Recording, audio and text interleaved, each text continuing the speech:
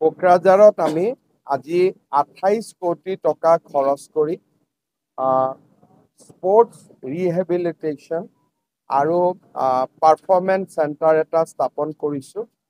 Oil India আৰু নুমলীগড় ৰিফাইনেৰীয়ে আমাক সহায় কৰিছে আৰু BTCয়ে আমাক এই ঘৰ বা গোটেইখিনি দি সহায় কৰিছে।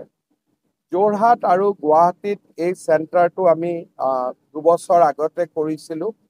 25,000 সেশন অলৰেডি 2টা চেণ্টাৰতে কমপ্লিট হৈছে আৰু এই চেণ্টাৰত প্ৰশিক্ষণ লোৱাৰ পিছত 100জন প্লেয়াৰ্ছে নেশ্যনেল লেভেলত মেডেল পাবলৈ সক্ষম হৈছে। কোকৰাঝাৰ যিহেতু অসমৰ এখন ক্ৰীড়াৰ দৃষ্টিভংগীৰে খুব আগৰণুৱা জিলা, মই ভাবোঁ যে কোকৰাঝাৰত এই চেণ্টাৰটো স্থাপন হোৱাৰ লগে লগে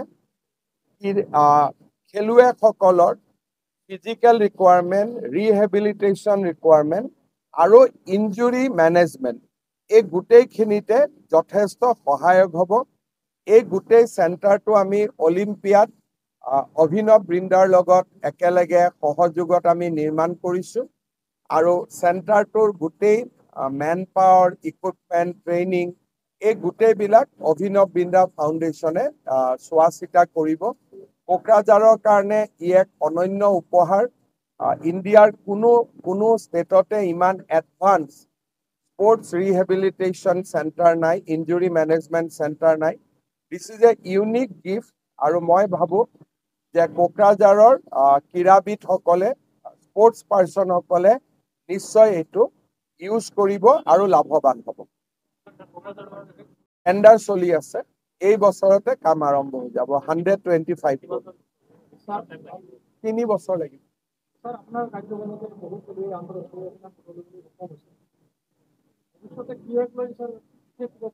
এতিয়াতো আৰু বেছি ভাল হ'ব। এতিয়া আমাৰ টাৰ্গেট লৈছোঁ যে 2000 হোষ্টেল কৰা।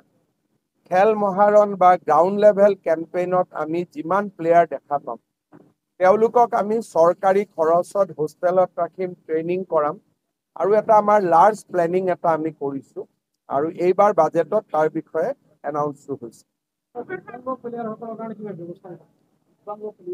ইয়াতে দিব্যাংগও ৰিহেবিলেট কৰিব পাৰিব। তেওঁলোকৰ কাৰণে বেলেগ কৰি ক্লাষ্টাৰ এটা আছে, অকল পেৰা অলিম্পিয়াডৰ কাৰণে।